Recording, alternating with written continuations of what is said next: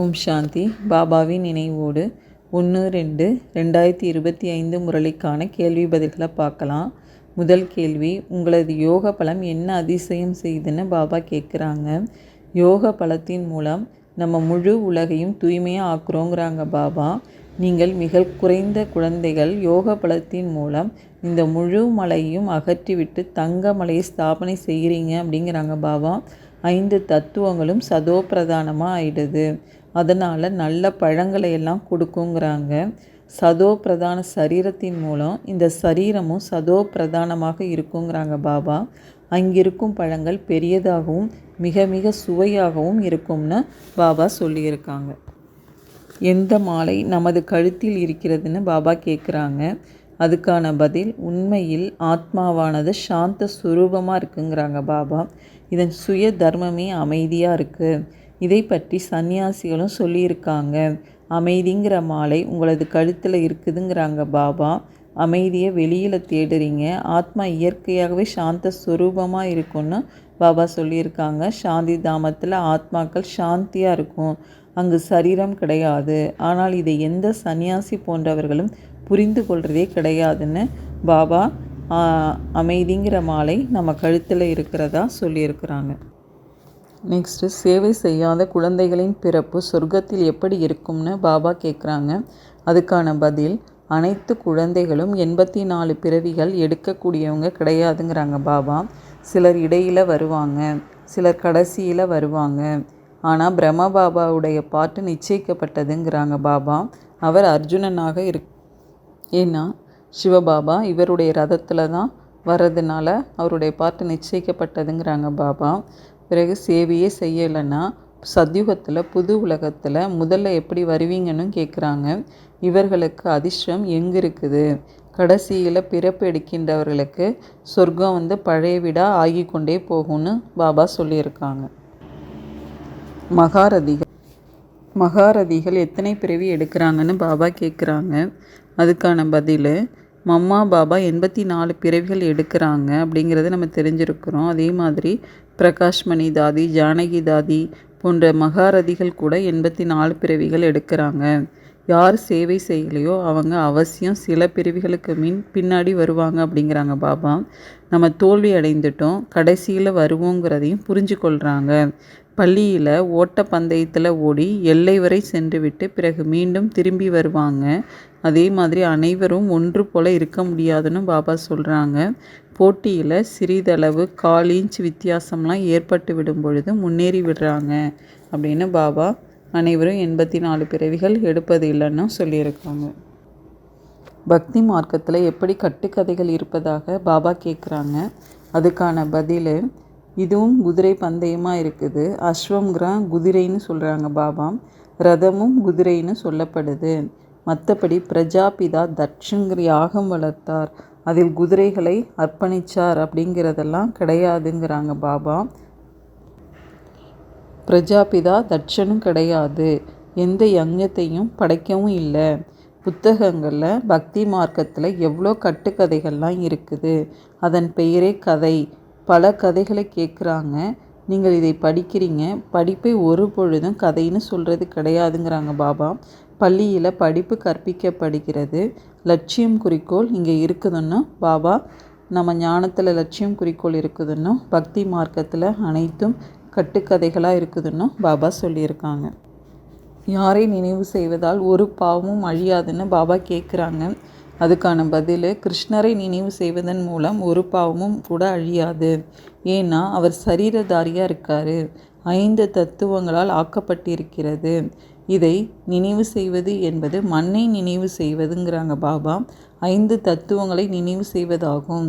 சிவபாபா அசரீரியாக இருக்கிறாரு, அதனால தான் அசரீரியா ஆகுங்கன்னு பாபா சொல்கிறாங்க. தந்தையாகி என்னை நினைவு செய்யுங்க. நெக்ஸ்ட்டு, தன்னை பகவான் என கூறிக்கொள்ளும் மனிதர்கள் எதை கூற மாட்டாங்கன்னு பாபா கேட்குறாங்க. அதுக்கான பதில், படைக்கக்கூடிய பகவான் ஒரே ஒருவராகத்தான் இருக்க முடியும். ஒருவேளை மனிதன் தன்னை பகவான்னு சொல்லி கொண்டாலும் நீங்கள் அனைவரும் என்னுடைய குழந்தைங்கன்னு ஒருபொழுதும் சொல்ல முடியாது. அப்படியே நடக்கட்டும், அல்லது ஈஸ்வரன் சர்வவியாபி என்று தான் சொல்லுவாங்க. நானும் பகவான் தான், நீங்களும் பகவான் தான். எங்கு பார்த்தாலும் நீயாக தான் தென்படுகிறாய், கல்லும் நீதான்னு சொல்லிடுறாங்க. நீங்கள் என்னுடைய செல்ல குழந்தைங்கன்னு அவங்க சொல்ல முடியாது, இவ்வாறு தந்தை தான் சொல்ல முடியும். என்னுடைய செல்லமான ஆன்மீக குழந்தைங்களே, இவ்வாறு வேறு யாருமே சொல்ல முடியாதுங்கிறாங்க பாபா. முஸ்லீம்களை யாராவது என்னுடைய செல்லமான குழந்தைங்களேன்னு சொன்னால் அடிச்சிடுவாங்கன்னு சொல்கிறாங்க. இவ்வாறு ஒரே ஒரு பரலௌகிக தந்தை மட்டும்தான் அனைவரும் என்னுடைய குழந்தைகள்னு சொல்ல முடியும்னு பாபா சொல்லியிருக்காங்க. யாருக்கு அதிக மகிமை இப்பொழுது இருக்கிறதுன்னு பாபா கேட்குறாங்க. அதுக்கான பதில், தாய்மார்களை பாபா அதிகம் முன்னால் வைக்கிறாரு. இன்றைய நாட்களில் பெண்களுக்கு தான் அதிக மகிமை இருக்குதுங்கிறாங்க பாபா. ஏன்னா தந்தை வந்திருக்கிறார் இல்லையா, தந்தை தாய்மார்களின் மகிமையை உயர்வாக்குறாரு. நீங்கள் தான் சிவசக்தி சேனைகள், நீங்கள் தான் சிவபாபாவை தெரிஞ்சிருக்கிறீங்க அப்படின்னு பாபா தாய்மார்களுடைய மகிமையை பற்றி சொல்லியிருக்காங்க. எந்த படகுகள் அனைத்தும் அழிந்து விடும்னு பாபா கேள்வி கேட்குறாங்க. அதுக்கான பதில், சத்தியமானவர் ஒரே ஒருவர் தான். சத்தியம் என்ற படகு ஆடும் அசையும், ஆனால் மூழ்காதுன்னு பாடப்பட்டிருக்குது.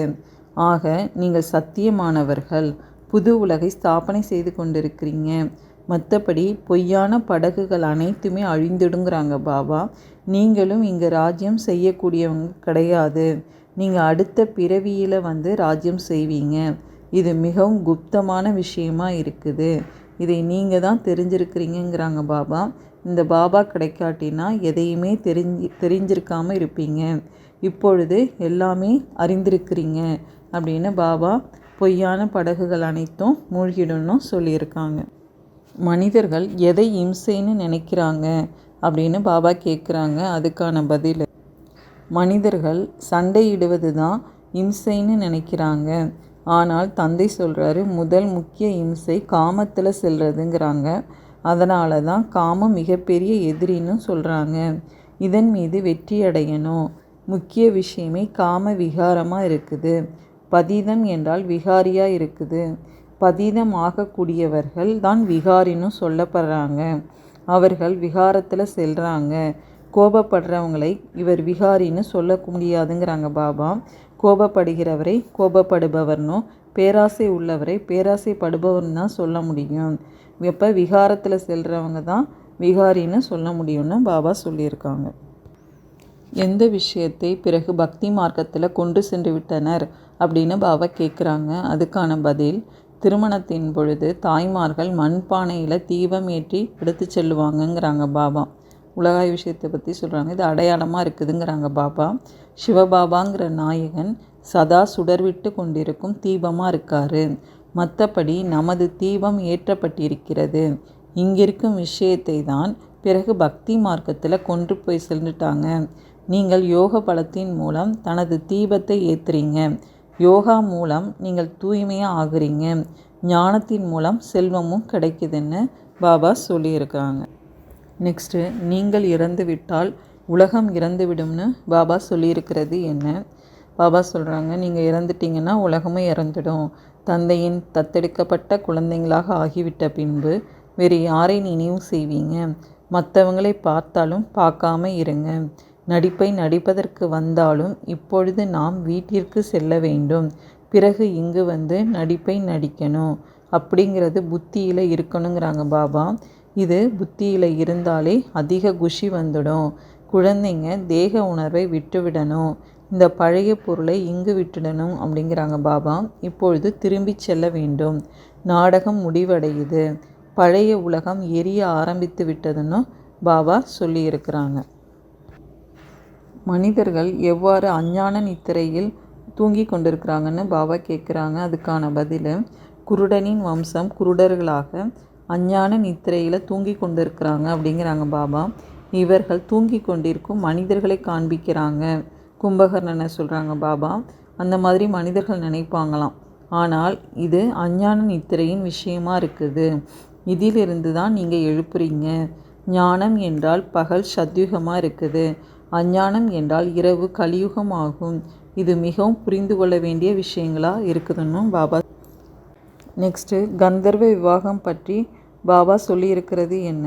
பதில், கன்யாவுக்கு திருமணம் ஆயிடுச்சுன்னா அவருக்கு தாய் தந்தை மாமியார் மாமனார் போன்றவர்களோட நினைவு வருங்கிறாங்க பாபா. அவர்களை மறக்க வேண்டியதாக இருக்கும். இப்படி கூட ஜோடியாக வாழ்கிறாங்க அப்படிங்கிறாங்க பாபா. அவங்க சொல்கிறாங்களாம், சன்னியாசிகளுக்கு நாங்களும் தூய்மையாக கணவன் மனைவியாக இருந்தோம், ஒரு பொழுதும் விகாரத்தில் செல்வது கிடையாதுன்னு சொல்கிறாங்களாம். ஞான அம்பு நடுவில் இருக்குது, தூய்மையாக இருங்கள் என்பது தான் தந்தையோடைய கட்டளையாக இருக்குதுன்னு சொல்லியிருக்காங்க. ரமேஷ் உஷாவை பாருங்கன்னு பாபா இவங்களை உதாரணம் சொல்கிறாங்க. ஒரு பொழுதும் பதீதம் ஆகலை. ஒருவேளை நாம் பதீதமாகிவிட்டால் 21 பிறவிக்கான ராஜ்யம் அழிந்துடுங்கிறாங்க பாபா. திவால் ஆகிவிடுவோங்கிற பயம் இருக்குது. கந்தர்வ விவாகம் என்ற பெயரும் இருக்குது இல்லையா இதுக்கு. இதில் சில பேர் தோல்வி அடைஞ்சிடுறாங்க அப்படின்னு பாபா கந்தர்வ விவாகத்தை பற்றி சொல்லியிருக்காங்க. நெக்ஸ்ட்டு, யார் ஒரு பொழுதும் விகாரத்தில் செல்ல மாட்டாங்க அப்படின்னு பாபா கேட்குறாங்க. அதுக்கான பதில், தன்னை ஆத்மானு உணர்ந்து தந்தையை நினைவு செஞ்சிங்கன்னா விகாரங்கள்லாம் நீங்குங்கிறாங்க பாபா. தேக அபிமானத்தில் வர்றதன் மூலமாக தான் விகாரத்தின் சேஷ்டை ஏற்படுது. யோகி ஒரு பொழுதும் விகாரத்தில் செல்ல மாட்டார். ஞான பலம் இருக்கவே செய்யுது. ஆனால் யோகியாக இல்லைன்னா கீழே விழுந்துடுவீங்கிறாங்க பாபா. முயற்சி பெரியதா அல்லது பிராப்தி பெரியதான்னு கேட்குறாங்க. முயற்சி தான் பெரியதுன்னு நம்ம சொல்கிறோம். அதே போன்று இதில் யோகாவும் பெரியதாக இருக்குங்கிறாங்க பாபா. யோகா மூலம்தான் பதீதத்திலிருந்து பாவனமாக ஆகிறோன்னு பாபா. யோகிகள் ஒரு பொழுதும் விகாரத்தில் செல்ல மாட்டாங்க அப்படின்னு பாபா சொல்லியிருக்காங்க.